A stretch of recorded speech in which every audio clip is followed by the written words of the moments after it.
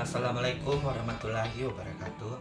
Perkenalkan, nama saya Nur Hidayat Agung Setiawan, NIM L0511910046 dari program studi pemanfaatan sumber daya perikanan. Di sini saya akan membawakan materi yang berjudul Metode Penyuluhan Model Dahulu versus Zaman Kemajuan Teknologi Informasi. Pertama, pengertian penyuluhan.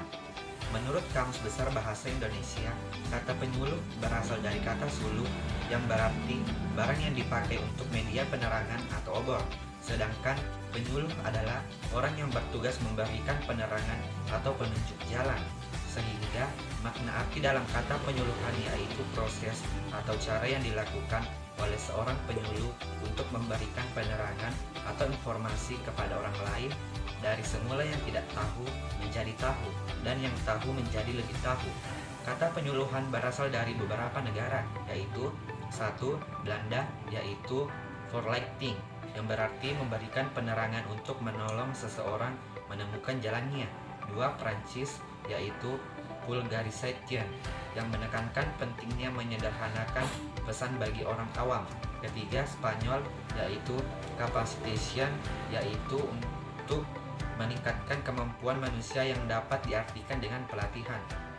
Penyuluhan dalam arti umum berarti ilmu sosial yang mempelajari sistem dan perubahan pada individu serta masyarakat agar dapat terwujud perubahan yang lebih sesuai dengan apa yang diharapkan.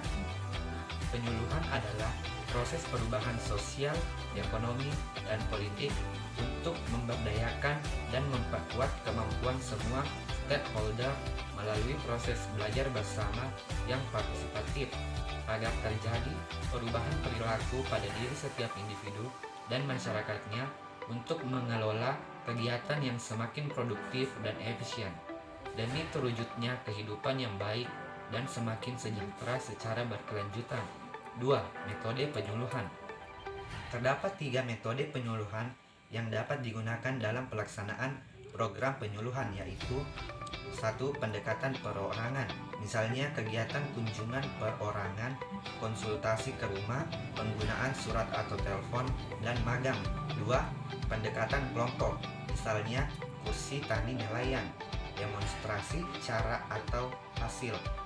Kunjungan kelompok, karya wisata, diskusi kelompok, ceramah, pertunjukan film, slide, karya wisata, penyebaran brosur, buletin, folder, liputan, asah terampil, sarasehan, rembuk utama atau media, temu bicara, temu usaha, temu karya, temu lapang, dan lain-lain.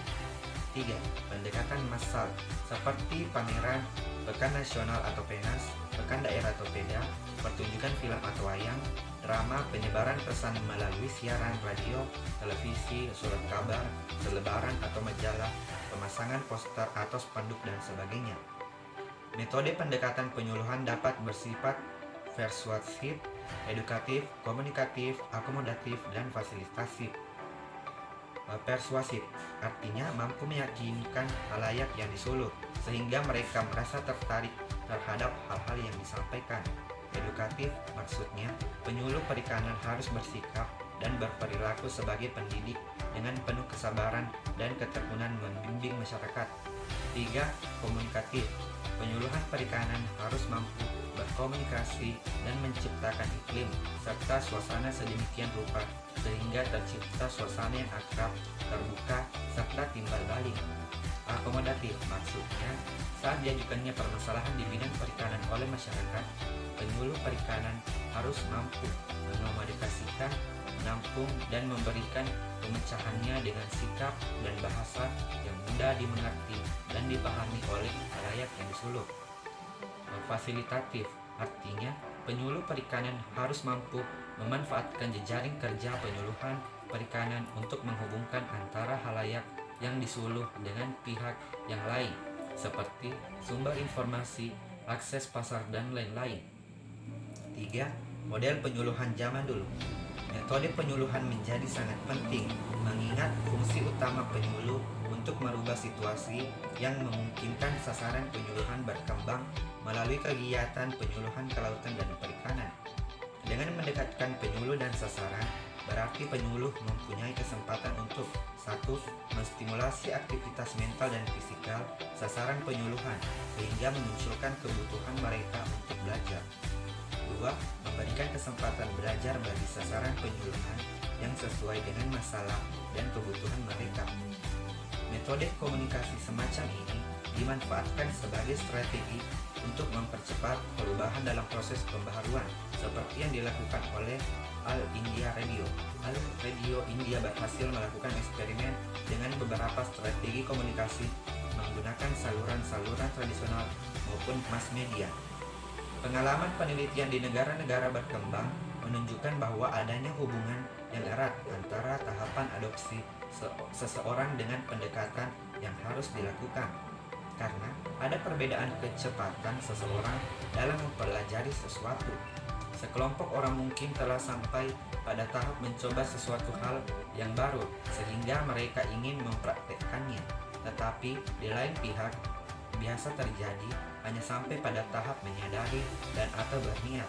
Dengan demikian, melihat kasus ini, penggunaan kombinasi berbagai metode penyuluhan akan lebih efektif. 4. Penyuluhan dalam memanfaatkan internet.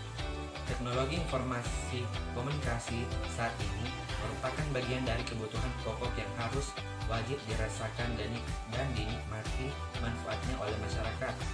Selain kebutuhan pokok seperti pangan, sandang, dan papan, perkembangan di bidang kelautan dan perikanan telah mewujudkan gairah untuk menyalurkan energi positif penyuluh perikanan dalam rangka menjalankan fungsinya sebagai pendamping sekaligus mitra pelaku utama atau usaha perikanan. Perubahan pola budaya masyarakat seperti ini mengharuskan penyuluh perikanan untuk beradaptasi demi efektivitas penyuluhan serta pemberdayaan masyarakat. Angin perubahan ini harus direspon secara tepat dan terarah oleh penyuluh perikanan dalam berbagai bentuk penggunaan aplikasi dan web berbasis IT, sehingga media untuk mengakomodir segala keragaman data, berita, dan informasi lainnya terkait bidang perikanan. Berbagai macam kegiatan penyuluhan perikanan yang sebelumnya jarang terpublikasi kini bisa leluasa menyebarkannya. Bahkan ada fenomena yang menarik. Pemanfaatan teknologi informasi dan komunikasi tersebut bisa meningkatkan rasa percaya diri penyuluh perikanan. Dengan meningkatnya tren publikasi kegiatan penyuluh perikanan, mereka tidak lagi mudah dijatuhkan citranya oleh publik karena dianggap menganggur atau tidak ada kegiatan. Lebih jauh lagi, iklim kompetisi yang positif antar penyuluh akan terbangun, sehingga secara alamiah sebagai konsekuensi pemanfaatan TIK. Sebagai contoh, di suatu acara televisi lokal menyiarkan sebuah kegiatan tebal bibit ikan nilam yang dilakukan oleh penyuluh perikanan bersama dinas terkait sebagai upaya menjaga populasi ikan tersebut dari kepunahan.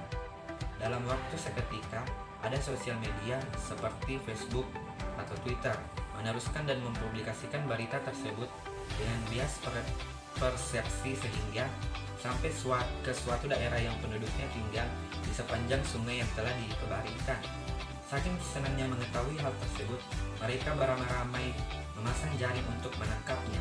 Alhasil, cita-cita mulia penyuluh untuk menjaga populasi ikan dari kepunahan kandas di tengah jalan akibat publikasi media sosial oleh oknum yang kurang bertanggung jawab. Yang kelima, tantangan penyuluhan. Sebagai salah satu unsur dalam sistem penyuluhan, penyuluh sebenarnya mempunyai tugas yang tidak ringan. Tantangan bagi seorang penyuluh adalah berhadapan dengan mereka yang mayoritas serba marginal, baik pendidikan ekonomi dan lain-lain, sehingga cakupan materi yang perlu dipersiapkan pun juga sangatlah luas.